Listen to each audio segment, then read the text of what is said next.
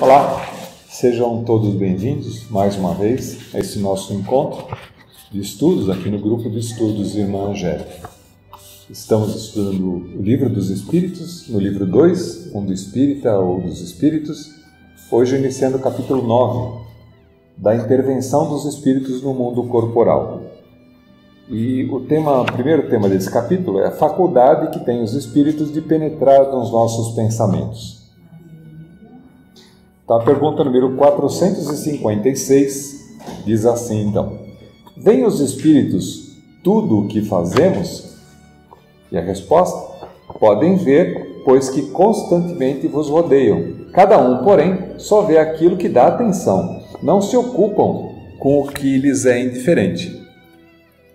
Ou seja, embora a vida espiritual seja invisível para nós encarnados, aqueles que estão próximos da crosta aqui, que andam no nosso meio, conseguem perceber, por isso veem tudo, né? Tudo aquilo que acontece, mas não tem sentido algum que eles ficassem simplesmente por cá, simplesmente espiando tudo o que está acontecendo. Eles também têm interesses específicos e andam próximo daqueles que têm alguma coisa em relação ao seu próprio interesse. Onde está o pensamento, nosso pensamento, o pensamento deles também pode estar e se adequar, e por causa disso nos acompanham. Na pergunta número 457 diz assim: podem os espíritos conhecer os nossos mais secretos pensamentos? E a resposta: muitas vezes chegam a conhecer o que desejarias ocultar de vós mesmos. Nem atos nem pensamentos se lhes podem dissimular. Como a gente já tratou em algumas questões anteriores, o ser fora do corpo físico, o corpo físico tem certas restrições, tem certas limitações, então a nossa capacidade de perceber o mundo externo está limitada pelos nossos órgãos físicos. Uma vez que o próprio ser aqui encarnado se desloca em um transe sonambúlico e ganha mobilidade, ganha também um aumento da sua capacidade de percepção. Aqueles que estão ao nosso meio, que já não possuem um corpo de carne, são igualmente espíritos que estão colocados no ambiente e que, por causa disso, percebem também de uma maneira muito mais alargada, muito mais ampliada, tudo aquilo que está acontecendo. Então, a gente também já comentou aqui em algumas ocasiões que o nosso estado, o nosso pensamento, ele acaba se mostrando de alguma forma na espiritualidade, quer seja por vibrações, por cores diferentes, por exemplo, que são emanadas pela nossa aura, né, pelo nosso perispírito, porque na qualidade do nosso pensamento as nossas vibrações acontecem, então as cores se modificam. Então nesse meio e dessa maneira você pode estar muito aqui sorridente ou tentando esconder alguma dor interna, tentando ser simpático, agradável, fazendo piada. Só que a tua aura, o teu sentimento, o que você está transbordando tem outra característica. Um ser desencarnado que estivesse próximo olhando para você, viria não só aquilo que você está tentando mostrar, mas também aquilo que você não está tentando mostrar, o que está tentando esconder.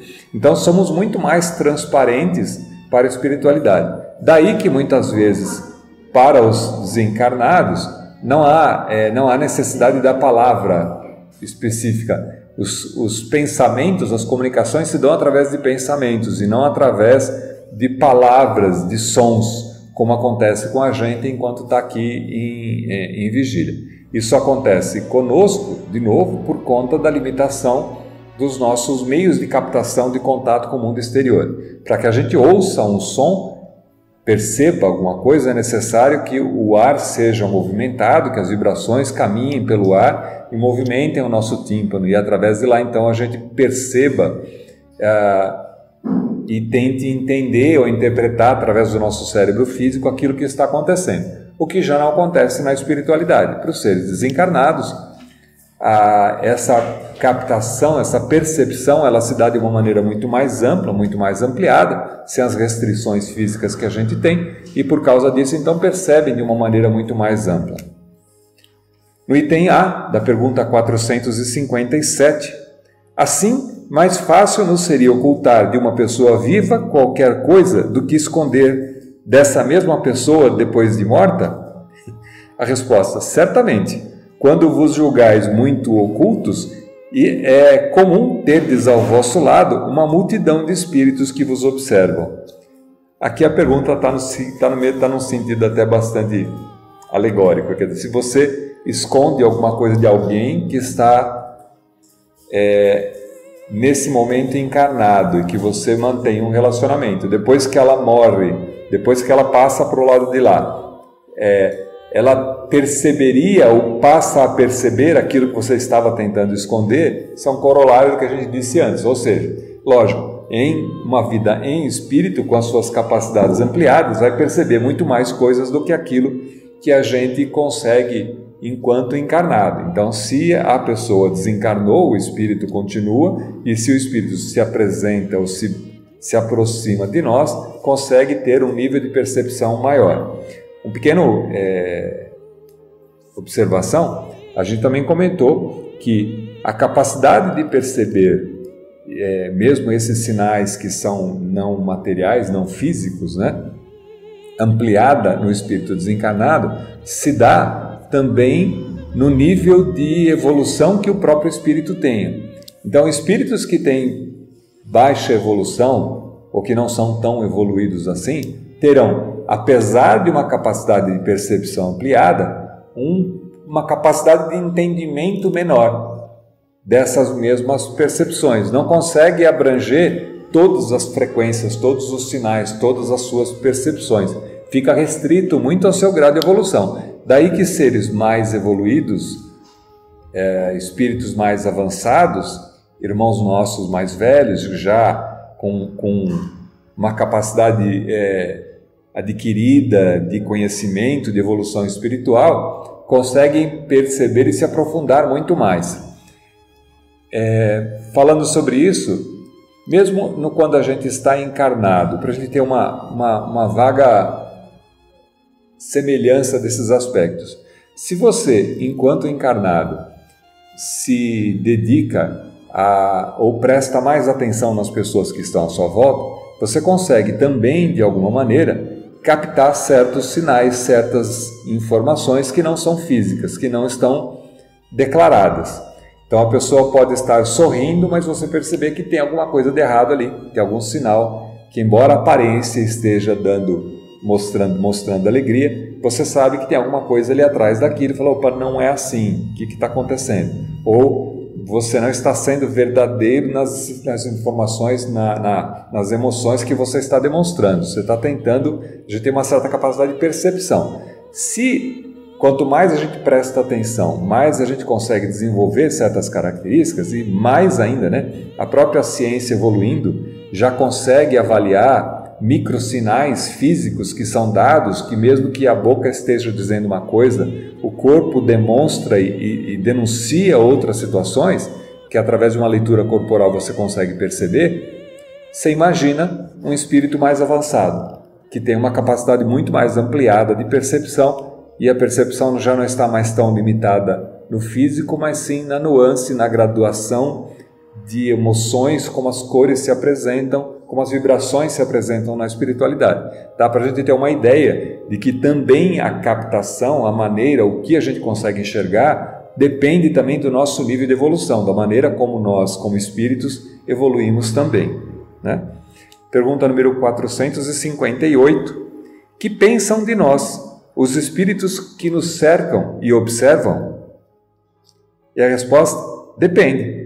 Os levianos riem das pequenas partidas que vos pregam e zombam das vossas impaciências. Os espíritos sérios se condoem dos vossos reveses e procuram ajudar-vos. Consequência natural da evolução, Aqueles que estão aqui e que são, tem até uma certa categoria, a gente chama de espíritos zombeteiros, ou seja, aqueles que estão interessados em zombar, em caçoar, em brincar. Então, alguns deles, em contato com o meio físico, podem promover alguns efeitos de maneira a fazer troça, a fazer piada. daqueles que não conseguem perceber, já que os que estão aqui encarnados não se dão conta da sua presença, eles podem provocar certos efeitos e se rir da consequência desses efeitos, como, por exemplo, esconder alguma coisa que a gente não consegue enxergar. E aí eles ficam, não, onde é que foi parar? Onde é que foi parar? Está aqui, não está aqui? Do outro lado ele está dando risada porque ele escondeu aquela situação, aquela coisa que você está procurando, e depois, mais tarde, você acaba percebendo que estava no lugar que você já olhou 500 vezes e estava ali. Só estava encoberto de alguma maneira e você não conseguia perceber. Então, a depender também do grau e do interesse do espírito que está aqui, assim como nós encarnados, né? Encarnados também acontece do mesmo jeito. Então, assim, nós somos todos espíritos, encarnados ou não encarnados. Então, não é porque desencarnou que virou santo. A pessoa continua, o espírito continua sendo na espiritualidade aquilo que ele era aqui. Então, seus interesses permanecem. Então, se era alguém que gostava de brincar, vai se dar muito melhor ainda na situação na espiritualidade, com essa capacidade de fazer brincadeiras, fazer troças, porque não vai ser pego, vamos dizer assim, naquela piada, naquela troça que ele está contando. Mas, logicamente, espíritos sérios não ficam perdendo tempo, não tem tempo a ficar jogando, ficar só observando o que a gente está fazendo. Quando se aproximam com o interesse de ajudar-nos, de nos dar algum tipo de intuição, de orientação, para que a gente possa, eventualmente, ser intuídos na resolução de um problema, por exemplo, né? E porque eles têm muita coisa para fazer. Espíritos que estão em uma evolução já encararam e já sabem que a sua evolução depende do seu nível de dedicação, vão estar muito mais interessados e ocupados em fazer cursos, em evoluir ou em trabalhos voluntários, quer seja na crosta terrestre, quer seja no umbral ou em outras regiões. Estão sempre muito mais interessados e ocupados no seu tempo em fazer coisas proveitosas, em coisas que os enriqueçam, que façam com que eles cresçam. E já conseguem perceber e sentem o prazer e a felicidade quando conseguem ajudar as outras pessoas. Então, dá para se perceber que esses não vão ficar perdendo tempo zanzando por aqui, olhando para a nossa cara, tirando sarro da nossa cara ou querendo fazer brincadeira. Aqueles que estão mais próximos aqui, que ficam fazendo essas brincadeiras, são espíritos que não são tão evoluídos assim, não estão muito interessados, não estão preocupados, pelo menos nesse instante, com essas características. Então depende muito do espírito, da evolução que ele tem, do interesse que ele tem. Começando então um outro tema, influência oculta dos espíritos em nossos pensamentos e atos. Quer dizer, como é que os espíritos, de maneira não visível, não perceptível, interferem nos nossos pensamentos e nos nossos atos, né? Pergunta 459 diz assim: Influem os espíritos em nossos pensamentos e em nossos atos? Quer dizer, eles têm capacidade de nos influenciar de alguma maneira, né? E a resposta: muito mais do que imaginais. Influem a tal ponto que, de ordinário, são eles que vos dirigem. Opa! Mas é de maneira, por isso que, lembrando disso, por isso que o Evangelho sempre recomenda para a gente orai e vigiai, né? Orai e vigiai o tempo inteiro. Onde está o nosso pensamento, está ali também a nossa intenção.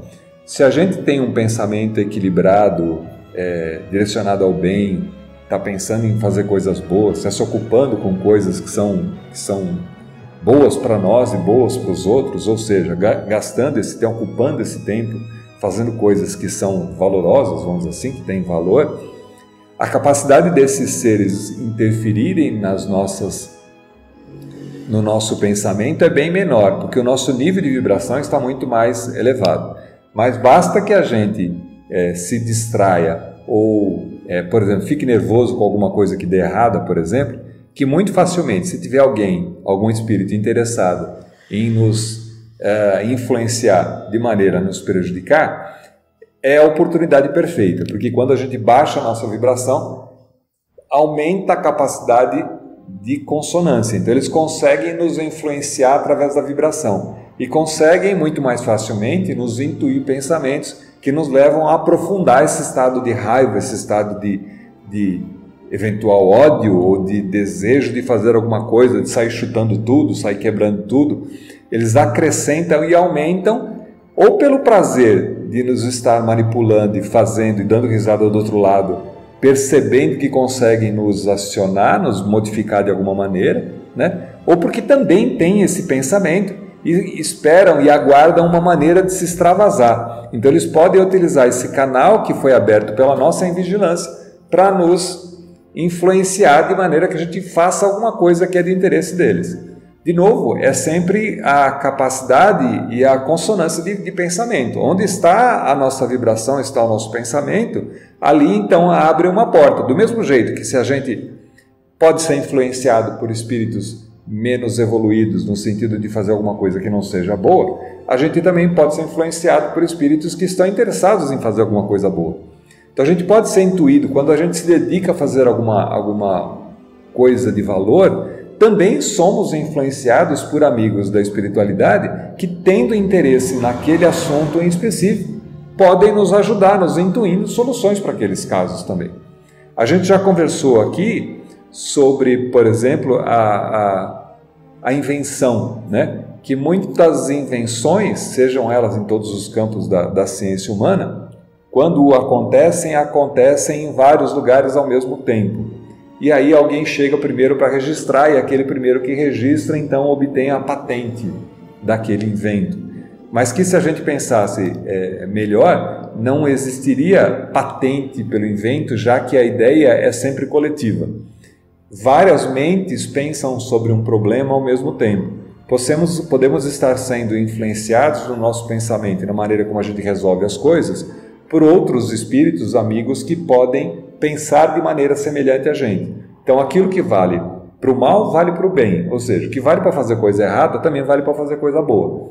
Então quando a gente tem grandes ideias para a solução de problemas, ou às vezes pensa durante muito tempo como solucionar um problema e não consegue, de repente consegue alcançar ou ter uma ideia de como resolver aquela situação, pode significar também uma influência de algum amigo espiritual que, tendo a oportunidade de nos influenciar através do pensamento, nos intuiu algum tipo de solução, de saída para aquela situação, que faz com que a gente consiga ter êxito então naquela solução. De novo, as características são as mesmas que temos como espíritos. Vale para o bem e vale também para o mal. Então, onde a gente dedica, onde a gente coloca o nosso esforço, é onde a gente vai ter mais consonância, a gente vai vibrar de uma mesma frequência e, por causa disso, ser modificado por ela. Então, o grande trabalho, principalmente aqui na Terra enquanto encarnado, é que como o nosso meio físico é mais material, é mais denso, nós somos mais propensos a frequências mais baixas, a frequências que são mais ligadas à materialidade. O exercício é manter a mente focada e a mente elevada para sair dessa zona de frequência e se colocar numa zona que seja uma zona de melhor influência, que a gente possa conviver num patamar, é como se fossem vários níveis de uma piscina, né? Quanto mais baixo nesse nível, quanto mais baixa a frequência, né, mais ligado à materialidade, mais próximo da Terra, mais próximo das coisas materiais. Quanto mais elevado o nosso pensamento, maior também está a frequência. E essas frequências mais elevadas, mais puras, elas não são acessíveis por espíritos que têm uma frequência muito mais baixa, simplesmente por uma falta de capacidade de vibrar na mesma frequência. Não conseguem ainda, não alcançam essa frequência. Então, quando a gente treina elevar o nosso pensamento, manter uma vibração mais elevada, né, se mantendo mais feliz, se mantendo com uma vibração mais otimista, com um pensamento mais claro, com um pensamento mais de deixar com que as coisas mais densas atrapalhem, né, passar por cima de algumas dificuldades que são inerentes à vida humana aqui na Terra e começar a colocar o nosso pensamento num nível um pouco mais elevado, facilitada fica a nossa existência, porque nós possamos ser influenciados por espíritos, por amigos mais bem intencionados, aqueles que têm essa faixa de frequência mais elevada. Só que é uma questão de treinamento. É como eu costumo dizer sempre, ninguém faz fazer o bem para o nosso atual estágio de evolução significa muitas vezes treinar fazer o bem, né? Fazer o bem significa se esforçar por fazer o bem, até que em um determinado momento o bem aconteça naturalmente.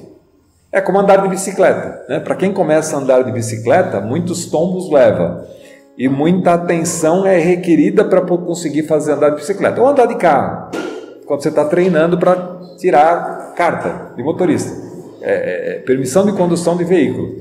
No começo você precisa de muita atenção e muito foco. A partir do exercício, aquilo começa a ser de uma tal maneira natural que você já não liga mais e já não se preocupa mais com aquilo, porque passou a ser incorporado na tua maneira de ser. Fazer o bem é uma maneira muito semelhante. Quanto mais você faz, no primeiro momento você precisa se dedicar mais a treinar a fazer o bem. Um determinado momento isso começa a ficar mais natural, e sendo mais natural, menos preocupação tem, mais natural, mais facilmente a sua faixa de vibração do pensamento fica mais elevada e começa a se conectar com entidades, com espíritos, amigos desencarnados ou encarnados, porque também funciona com os encarnados, em pessoas que têm uma vibração muito mais parecida com a sua, e por causa disso o efeito é muito mais sinérgico, os pensamentos evoluem muito mais rapidamente e são muito mais produtivos, você consegue fazer coisas de melhor valor, de melhor apreciação, se a gente pode dizer assim, né? Na pergunta 460 diz assim: de par com os pensamentos que nos são próprios, outros haverá que nos sejam sugeridos? A gente um pouco já disse disso, né?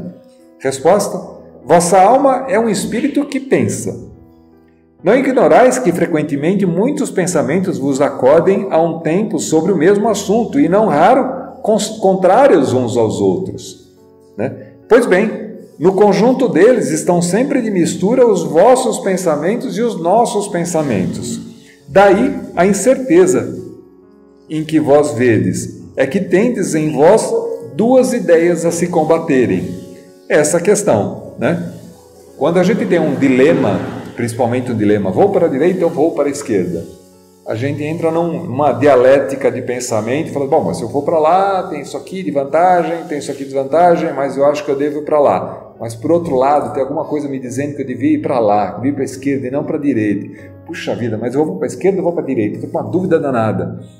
Esse pensamento, essa dialética de construção de pensamento, parte é nossa, porque é o nosso raciocínio trabalhando em cima daquilo que a gente conhece, mas também está o nosso pensamento espiritual e a influência que a gente recebe da espiritualidade, no sentido de ou de contribuir ou de atrapalhar, a depender de onde anda a nossa vibração.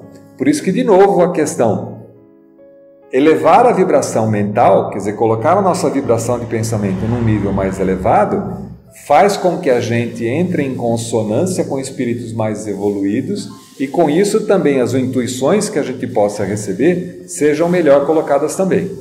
Então, diante de tem algumas questões e que casam com outros assuntos que a gente já viu. Diante de algum problema, de algum dilema ou de alguma decisão, já diz um ditado que diz assim, durma com o problema. Ou seja, não deu para resolver agora, não resolve agora. Deixe ele de lado e vá dormir.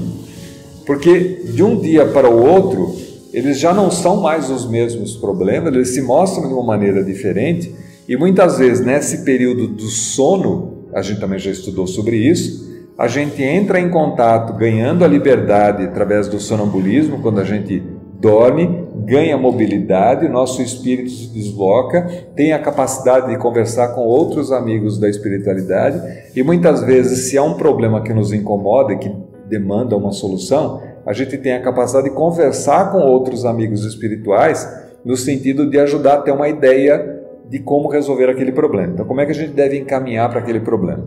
E nessa situação, então, é mais claro que ao acordar pela manhã, quer dizer, retornando para o mundo encarnado novamente, você venha com algumas intuições de qual deve ser a direção daquele pensamento. Você não precisa necessariamente dormir para entrar nesse estado. Você pode entrar nesse estado se mentalmente, através desse exercício de elevar o pensamento e se colocar numa postura melhor, mesmo diante de qualquer problema, se você se coloca num ponto de relaxar e se libertar um pouco das causas que te oprimem, deixando com que o teu pensamento se coloque num nível, num patamar superior. E o que a gente está falando isso? Nós estamos falando da prece, né? O que é a oração se não um estado de entrega para Deus dos nossos problemas, pedindo a Ele solução, né? Embora, como espíritos imperfeitos em escala de evolução, temos a capacidade de resolver os problemas que se nos apresentam, senão não existiria justiça, né? Ninguém disse que temos que resolvê-los sozinho. Quando a gente compartilha esses problemas com os amigos, e não precisa nem ser só com a espiritualidade, a gente sabe o quanto contribui quando você consegue conversar com alguém que é de sua confiança, que você pode se abrir para os problemas e pode confabular. Muitas vezes só o fato de você falar, expor, você já ouve o que você está falando e a sua própria mente já começa a trabalhar e enxergar aquele problema de uma maneira diferente. Às vezes o fato de expor o problema já facilita na solução. Quanto mais se você puder expor esse problema com alguém que possa lhe escutar. Se você não tem ninguém físico, amigo físico, você sempre terá e sempre tem a espiritualidade, sempre tem Deus que está nos escutando. Essa é uma das grandes questões e uma das grandes modificações que o cristianismo trouxe, né? Se a gente voltar um pouquinho historicamente, na época do Cristo, todas as solicitações, as demandas eram feitas através dos profetas, do que seriam aqueles que eram os detentores do contato divino, né? Através de solicitações ou de compras. Pagava-se por animais que eram submetidos a sacrifício, porque o sacerdote do templo iria levar a sua rogativa para Deus para conseguir o atendimento da sua rogativa. Quando Cristo aparece nesse momento, ele fala, não precisa de nada disso. Ele fala assim, Deus está aqui disponível para todo mundo. Quando ele ensina o Pai Nosso, é só um exemplo de como aquilo pode ser acessado por todos nós. Nós não precisamos de ninguém para fazer isso conosco, por nós. Nós podemos elevar o nosso pensamento à espiritualidade, a Deus, no sentido de uma rogativa, de pedir uma solução, de pedir um esclarecimento, de pedir alguma coisa que nos auxilie a sair daquele enrosco, daquele problema que estamos vivendo. O fato de fazer isso significa um reconhecimento, eu não uso humilhar, mas eu prefiro humildar, porque humildar tem um sentido um pouco diferente do que a gente entende hoje. Quando a gente se humilda, a gente se coloca num ponto de se perceber incapaz de resolver sozinho o problema e entrega para Deus e fala, Pai, me ajuda, porque eu já tentei de tudo, não sei mais o que fazer. Não sei mais o que fazer, me ajuda, me dá uma luz, me dá alguma coisa para me livrar dessa situação. Esse fato de se colocar nessa frequência, nessa vibração e elevar o pensamento à espiritualidade é o ponto que muitas vezes a espiritualidade está ao nosso lado esperando para nos intuir um bom pensamento.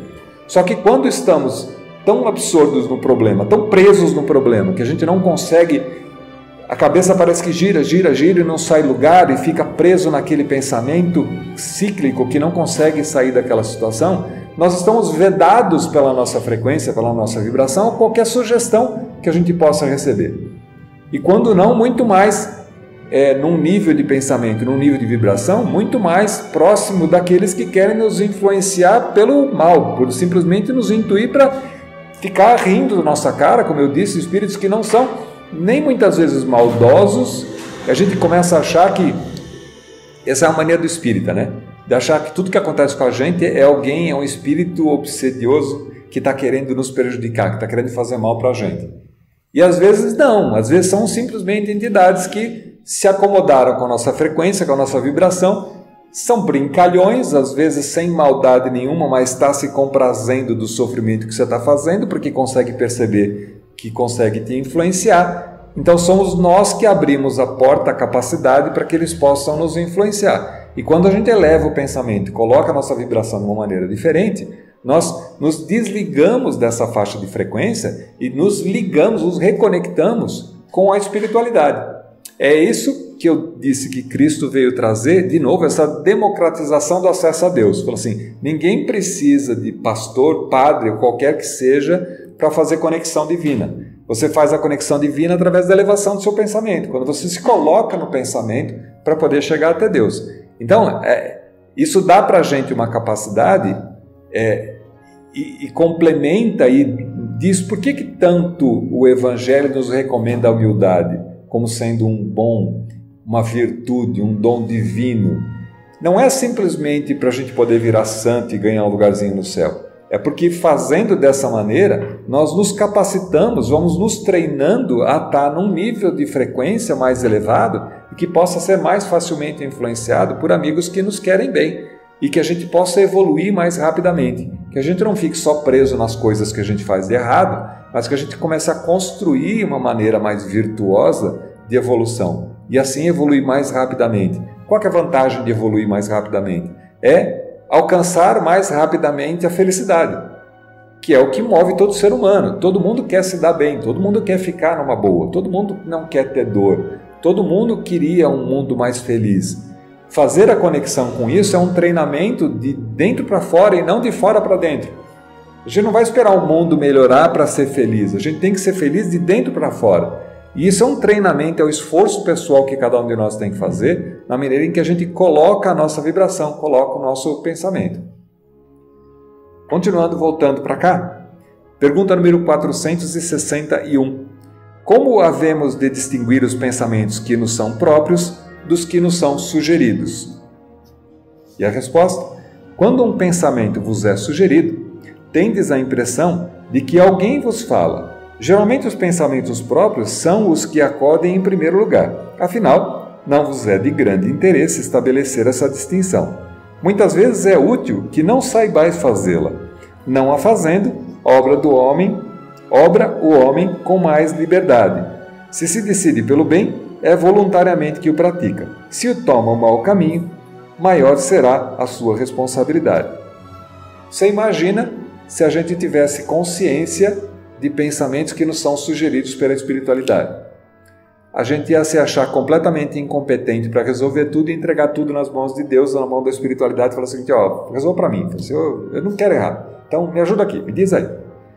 Como esses pensamentos se confundem na nossa mente, se complementam e se degladiam na solução, tanto para o bem quanto para o mal, as decisões que tomamos são de cunho pessoal, então somos nós que tomamos a decisão. Por mais que exista uma sugestão, e pode existir uma sugestão, uma influência, as decisões que são dadas por nós. Nós assumimos o ônus e o bônus das decisões que nós tomamos. Por isso, novamente, mesmo que a gente eleve o pensamento, e tem acho que eu já falei aqui recentemente, mas acho que vale a pena repetir de novo, porque mostra mais claramente essa situação. Essa parábola é muito boa e serve para muitas coisas. Um mestre, junto com um discípulo, estava recebendo as pessoas da aldeia que vinham lhe fazer consulta, perguntar para o mestre, fazer coisas da vida, trazer problemas da vida para que o mestre ajudasse a tomar a sua decisão. Chega uma pessoa e diz assim, mestre, por favor, me ajude. Deus existe? Eu estou confuso, eu não sei. E aí o mestre responde, Deus existe, lógico. Você olha para a beleza da natureza, olha para a perfeição das coisas. Se Deus não existisse, como é que as coisas funcionariam sozinhas desse jeito? Ninguém pôs a mão. Quem fez o pôr do sol? Quem fez a beleza do final da tarde? Quem fez a beleza do amanhecer?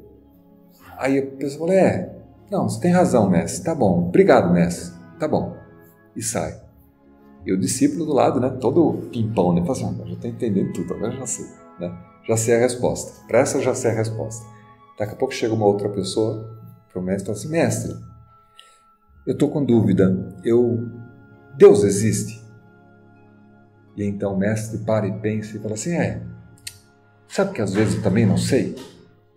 Eu fico em dúvida, porque embora tenha tanta coisa bonita, natureza tão bonita, tão coisa perfeita, o nosso corpo humano, tantas coisas funcionam de maneira tão maravilhosamente bem, mas por outro lado, tem tanta enganação, tem injustiça, tem gente morrendo de fome, tem uma porção de coisa, tem guerras. Se Deus existisse, talvez essas coisas não fossem desse jeito, né? Ele falou, mestre, tá bom, obrigado, viu?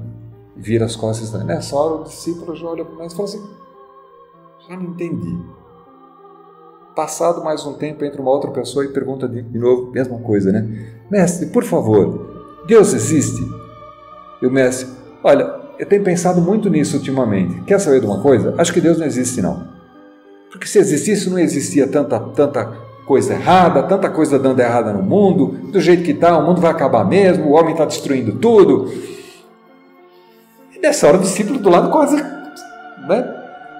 Aí a pessoa, tá, obrigado, mestre, vai embora. Aí o mestre, do lado, o discípulo incomodado, né? Falou, o que foi? Alguma coisa te incomoda, o que foi? Falou, mestre, você quer fazer o favor de se decidir? Deus existe ou não existe? Cada hora que vem aqui você dá uma resposta diferente, né? Aí o mestre dá uma risada, olha para o discípulo e fala assim, meu amigo, o problema é que algumas pessoas precisam da confirmação, outras precisam da dúvida e outras precisam da negação para poder encontrar o caminho certo. Por que isso se encaixa nessa situação? Às vezes, aquilo que a gente precisa para poder evoluir, para poder encontrar o caminho da nossa evolução e sair do emaranhado que a gente está, é uma confirmação de que estamos certos. Às vezes é a dúvida, porque a dúvida nos faz questionar certas coisas e procurar melhor a solução, porque já temos um ponto de como resolver aquela situação. E às vezes é a negação, que a negação às vezes nos estimula muito mais a achar uma outra solução que não aquela que a gente estava imaginando. Então, a beleza dessa questão é como é que, mesmo sendo influenciado pela espiritualidade, por espíritos bem intencionados ou mal intencionados, de alguma maneira esse mecanismo nos ajuda na evolução. Porque se não nos ajudasse na evolução, não existiria justiça. Deus não seria justo, Ele estaria colocando diante de nós uma situação que não é possível sair vencedor. Então esse mecanismo, embora muito complexo e parece bastante, às vezes, duvidoso e tumultuoso, é a melhor maneira que a gente tem para encontrar, através das nossas próprias decisões, através das nosso próprio empenho, o caminho para a evolução. Todos nós somos condenados à evolução, nós vamos evoluir com certeza. Agora, o ritmo dessa evolução, o quanto mais rápido ou menos rápido, Deus está pouco se lixando com isso, porque no final das contas Ele sabe que a perfeição é o nosso destino e Ele dá para cada um de nós o livre-arbítrio. Decidir o ritmo, decidir o que você acata, o que você decide, vai para um caminho ou vai por outro caminho, vai tentar de um jeito ou vai tentar de outro, é permitido a cada um de nós. Esse é um dos maiores bens que Deus colocou nas nossas mãos, que é o livre-arbítrio, que através do nosso próprio esforço a gente consiga caminhar e evoluir. Quando a gente consegue perceber por isso, nós vamos ganhando sabedoria. É através das tentativas e erro que nós descobrimos que aquele caminho não é um bom caminho. Só quando a gente erra é que a gente pode constatar e decidir tomar um caminho diferente do que aquele que a gente tomou, porque não teve bons resultados. E embora a gente não lembre, esse exercício vem sendo feito por cada um de nós em todas as nossas existências passadas. Todas as vidas que já tivemos já nos trouxeram uma bagagem que nos dão uma inclinação, uma consciência, uma maneira de como atuar diante dos problemas que vão nos ajudando a direcionar. Nem sempre é tão fácil, porque somos aprendizes, estamos ainda em processo de evolução. Ainda iremos errar porque não atingimos a perfeição. E nunca atingiremos, porque se a perfeição é Deus, Deus não pode ter, se a perfeição, se fosse possível se tornar perfeito, nos tornaríamos deuses. E não dá para se tornar Deus, porque Deus é único, Deus é a criação de todas as coisas. A criatura nunca se tornará o Criador. A criatura é sempre a criatura. E a criatura caminha no sentido da perfeição, ela se aproxima da perfeição, só que a perfeição é o infinito. Então, sempre haverá caminho para se aperfeiçoar, para se modificar, para crescer. Quanto mais evoluído, mais próximos da perfeição, mais próximos da verdadeira felicidade. E mais cônscios a gente terá das decisões que a gente toma. Até lá, a gente como criança pequena, a gente vai errar muito ainda, e é normal que se erre. É melhor errar do que não fazer nada. É melhor arriscar do que não arriscar. A gente tem que tomar decisões, faz parte do mecanismo da vida, desse mecanismo maravilhoso da evolução que nos empurra de uma certa maneira para que a gente tome decisões, boas ou más, porque mesmo as más decisões acabam nos auxiliando para que a gente aprenda a fazer da maneira correta. Parafraseando uma frase de camiseta que eu vi uma vez na frente, mesmo um pé na bunda te empurra para frente. Então, vamos lá, segue a vida e vamos tocar. Última pergunta para hoje. Pergunta 462. É sempre de dentro de si mesmos que os homens inteligentes e de gênio tiram as suas ideias? Algumas vezes elas vêm do seu próprio espírito, porém, de outras, muitas, lhes são sugeridas por espíritos que os julgam capazes de compreendê-las e dignos de vulgarizá-las. Quando tais homens não as acham em si mesmos, apelam para a inspiração. Fazem assim sem o suspeitarem de uma verdadeira evocação. Se fora útil que pudéssemos distinguir claramente os nossos pensamentos próprios dos que nos são sugeridos, Deus nos houvera proporcionado os meios de o conseguirmos, como nos concedeu o de diferenciarmos o dia da noite. Quando uma coisa se conserva imprecisa, é que convém assim que aconteça. De novo, a questão de se tornar a coisa imprecisa é que nos dá sabedoria para poder tomar decisões. Sugestões podem nos ser inspiradas, mas a decisão final sempre cabe a nós, porque cabe a nós o ônus e o bônus da nossa evolução. Isso nos tornar seres cada vez mais sábios nas existências futuras. A gente fica por aqui, a gente retorna então na próxima sessão com esse tema Influência Oculta dos Espíritos em Nossos Pensamentos e Atos, no capítulo 9 da Intervenção dos Espíritos do Mundo Corporal, do livro 2, Mundo Espírita ou dos Espíritos, do Livro dos Espíritos. Até lá!